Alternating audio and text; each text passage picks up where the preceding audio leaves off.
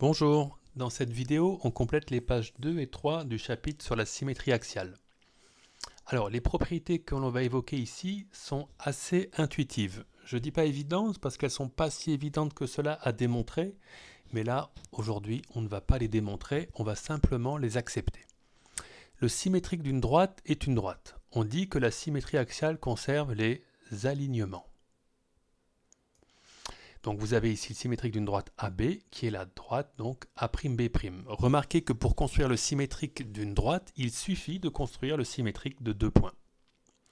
Vous avez le cas particulier à droite d'une droite parallèle à la droite dont on fait la symétrie. On obtient une droite donc parallèle à ces deux droites. Deuxième propriété, on dit que la symétrie axiale conserve les longueurs. C'est-à-dire que si vous avez ici le symétrique d'un segment Mn, Mn', alors Mn, la longueur Mn est égale à la longueur M'N'. Enfin, la symétrie axiale conserve les angles et les aires. Ici, sur cette figure, l'angle de 45 degrés est conservé ici, l'angle droit également, les autres aussi, et toutes les longueurs du quadrilatère sont conservées. Enfin, la surface ici du quadrilatère F1 est égale à la surface du quadrilatère F2 dont on a fait le symétrique par rapport à la droite D1. Vous pouvez compléter ici le nom des figures, ce sont des F donc majuscules. Et dernière propriété, le symétrique d'un cercle par rapport à une droite est un cercle. Notez que pour construire le symétrique d'un cercle, il suffit de faire le symétrique du centre pour avoir le nouveau centre et de reprendre le même rayon. Passons au paragraphe B, axe de symétrie d'une figure. Lorsque le symétrique d'une figure par rapport à une droite est la figure elle-même, on dit que cette droite est un axe de symétrie de la figure. Vous avez ici un panneau dont vous avez déjà les deux axes de symétrie qui ont été tracés. Ici et en bas, ici celui-ci. En effet, si vous pliez la figure selon ces deux axes, les deux figures ici obtenues se superposent. Ces deux parties à gauche et à droite se superposent. C'est la définition donc de la symétrie. Donc ici, pour tracer les axes de symétrie des autres panneaux, sur le stop, vous remarquez qu'il n'y en a pas. Sur le sens interdit, il y en a un horizontal et un vertical.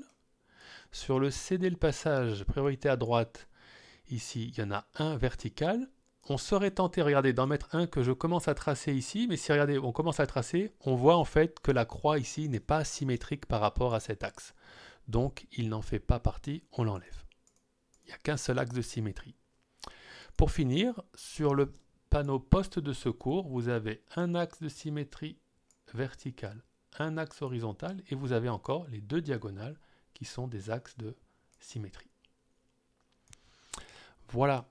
À côté, vous avez ici une figure que l'on doit compléter pour qu'elle soit symétrique par rapport à la droite D, ou plutôt pour que la droite D constitue un axe de symétrie de cette figure. Alors, je vais d'abord faire le symétrique de ce qui est à gauche, à droite.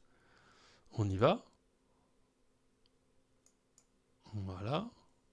Donc là, je compte dans ma tête les carreaux, 4, 1, 2, 3, 4, et puis je descends ici en sens inverse, on pourrait dire, pour faire cette sorte de patte arrière. Il me semble que ça va donner ici un insecte. Alors, je ne l'avais pas encore fait, je ne me rappelle pas. Ouais, donc je vais le rajouter ici. Donc ici, à 2, je fais ici cette patte, puis je descends. Et enfin, ici, la sorte d'antenne qui est devant. Maintenant, je fais ce qui est à droite, qui n'est pas encore fait, bien sûr. Voilà. Voilà. Et là, la grande patte qui monte vers l'arrière. Voilà. On passe à la page suivante. Donc ici, vous avez rappelé les axes de symétrie des figures usuelles. Je ne m'attarde pas trop dessus, ils sont assez évidents pour le carré, le triangle équilatéral, le triangle isocèle, le rectangle et le losange, sachant que bien sûr, pour des quadrilatères et triangles quelconques, il n'y en a pas particulièrement. Pour le cercle, regardez, je vais en tracer un ici, un axe de symétrie. Puis je pourrais en tracer un deuxième comme cela. Puis je pourrais encore en trouver un troisième ici comme axe de symétrie. Ah ben je pourrais encore en faire un comme ça en fait. Ah ben j'en ai encore un ici. Ah ben j'en ai encore un là, regardez. Bon bref, vous voyez ici qu'il y en a en fait, on pourrait dire une infinité. Voilà, je vous laisse compléter donc infinité d'axes de symétrie.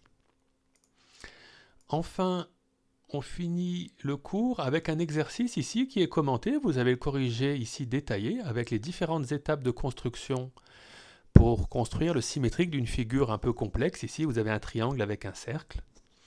Donc voilà ici les différentes étapes. Je vous laisse lire ça tranquillement à la maison. Et le chapitre est terminé. On va passer aux exercices. À bientôt.